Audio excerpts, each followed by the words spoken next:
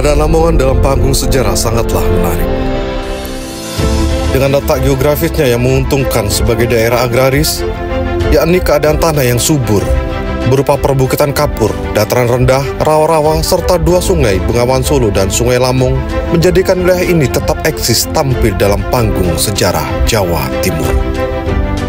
Di samping itu, Lamongan juga memiliki pantai utara yang merupakan tempat berkembangnya pelabuhan-pelabuhan kuno seperti Sedayu Lawas.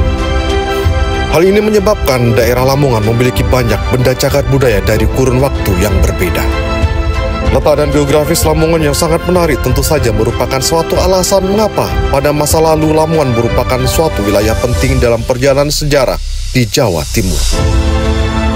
Hal ini bisa dilihat dari persebaran benda cagar budaya dalam jumlah banyak yang tersebar di wilayah Lamongan.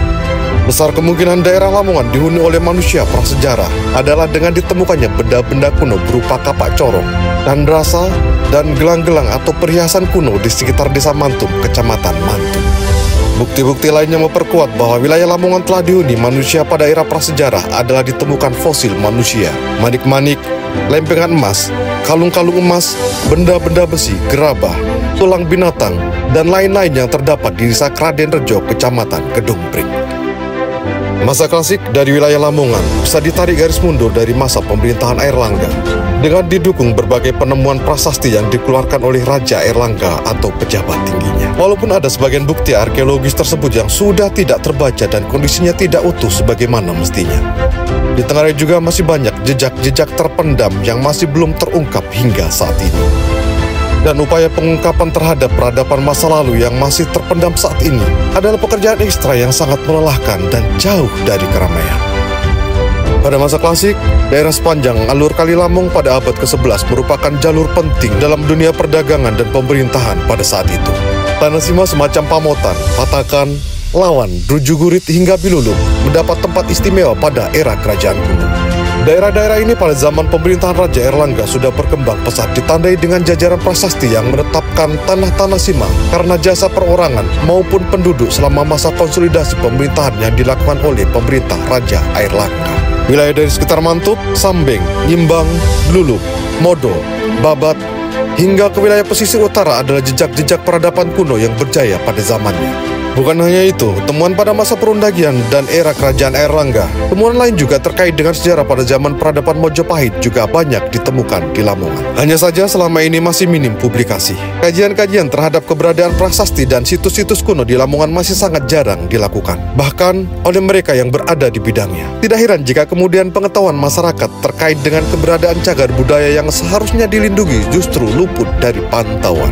Dengan dalih melindungi atau bahkan melestarikan, di sana-sini justru terjadi banyak perusakan dan pencurian benda cagar budaya. Mulai dari motif yang sederhana seperti butuh batu bata untuk pembangunan rumah hingga yang mencuri prasasti dan arca dengan alasan ekonomi dan koleksi. Motif kepercayaan sedikit banyak juga mempengaruhi terjadinya kerusakan cagar budaya ini. Dan semua terjadi karena masih lemahnya pengetahuan dan kesejarahan dan lemahnya jati diri yang ditandai dengan rendahnya kesadaran untuk melindungi hasil kebudayaan leluhur. Pengetahuan tidak semata-mata untuk melakukan produksi sosial, tapi juga lebih penting adalah membentuk fondasi bagi terbentuknya tatanan sosial yang berkarakter akan melahirkan sebuah masyarakat yang kuat dan bermartabat, serta kokoh dalam menghadapi pengaruh negatif dari budaya lain. Kesadaran itulah yang diharapkan akan bersemi di hati kita ketika membaca kebesaran sejarah leluhur sehingga tumbuh sebagai jati diri yang tangguh.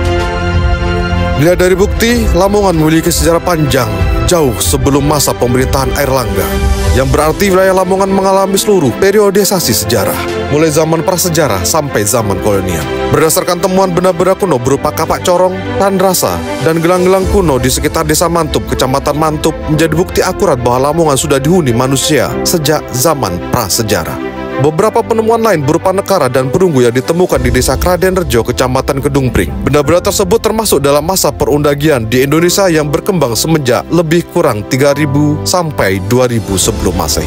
Nekara ini digunakan sebagai wadah dan tutup kubur, dengan tipe nekara pejeng sebagai wadahnya dan nekara tipe Heger 1 sebagai tutupnya. Jasad yang tersimpan dalam nekara tersebut adalah jasad mayat anak-anak. Di dalam nekara kedung pring ini juga disertakan bekal kubur yang berupa kalung emas bertumpuk. Bukti lain yang memperkuat adalah ditemukannya kerangka manusia, manik-manik kaca, lempengan emas, kalung-kalung emas, benda-benda besi, gerabah, tulang binatang, dan lain-lain juga terdapat di desa Kraden Rejo, Kecamatan Kedung Pring.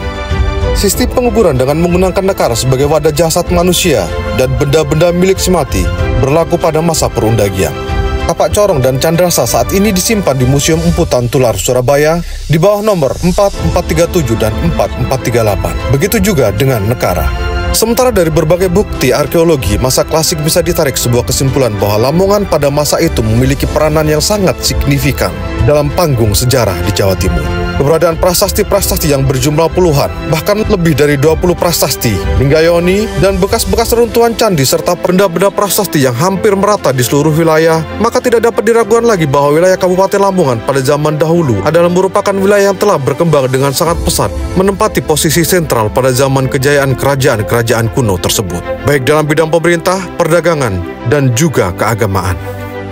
Puncak dari kejayaan zaman klasik di Kabupaten Lamongan dapat terlihat dari keberadaan prasasti-prasasti yang rata-rata dibuat pada pertengahan abad ke-11. Tepatnya pada era pemerintahan Raja Airlangga.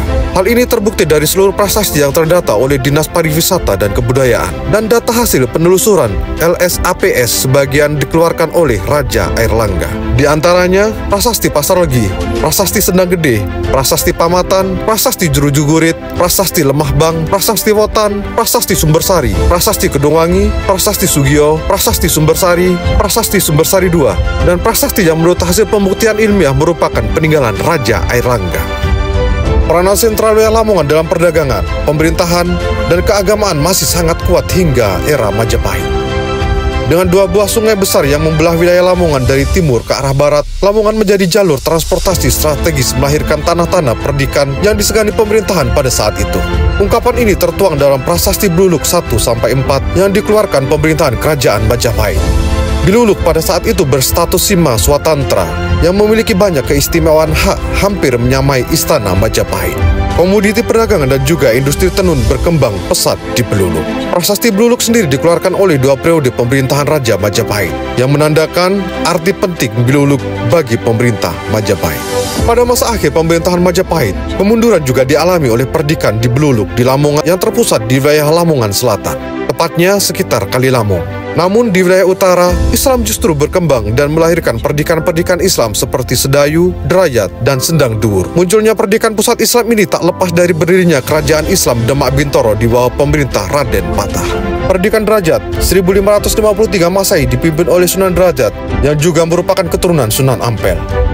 Sementara itu perdikan Sendang Duur 1561 Masehi di bawah kendali Sunan Sendang atau Raden Nur Rahmat. Hingga sekarang, jejak kedua pemimpin besar Islam di wilayah Lamongan tersebut masih tegak berdiri, berupa kompleks makam dan bangunan gapura yang menyerupai candi. Di wilayah tengah, tepatnya di Temenggungan dan sekitar wilayah kota sekarang, berkembang pemerintah di bawah kendali Rangga Hadi yang kemudian bergelar Tumenggung Surajaya, yaitu pada tahun 1607 Masehi. Wilayah Lamongan kota dan sekitar termasuk dalam kendali Kesunanan Giri di bawah kepemimpinan Sunan Giri.